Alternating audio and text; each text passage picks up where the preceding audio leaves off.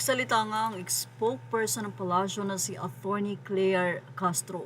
Pinaalalahanan ni Palace Press Officer Claire Castro ang mga OFW na maging mahinahon at isipin ng pamilya nilang nasa Pilipinas. Ito'y kasunod ng di umano ay Zero Remittance Week bilang pagsuporta kay dating Pangulong Rodrigo Duterte. Kung hindi sila magre-remit, say ni Claire de Castro, ng kanilang mga maaaring ipadala sa mga pamilya nila, hindi lang po gobyerno ang maapektuhan, pati ang kanilang mga pamilya. Yan pa ang naging say ni presidential spokesperson na si Castro sa briefing nitong Martes, March 25, 2025.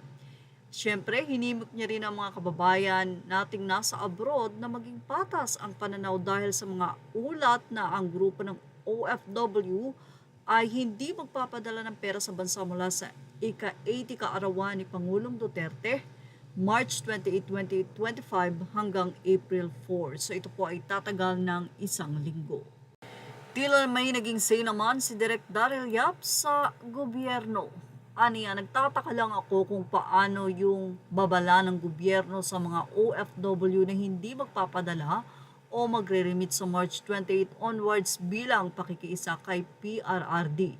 Pwede bang panghimasukan yun? I mean, ako may mga kamag-anak akong OFW, ano yun?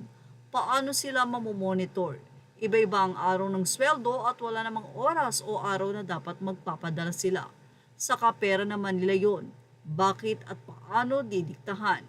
Kung ganyan rin pala, sana yung mga kamag-anak kong OFW na ni minsan di ako pinadalhan, magpadala man kayo sa akin.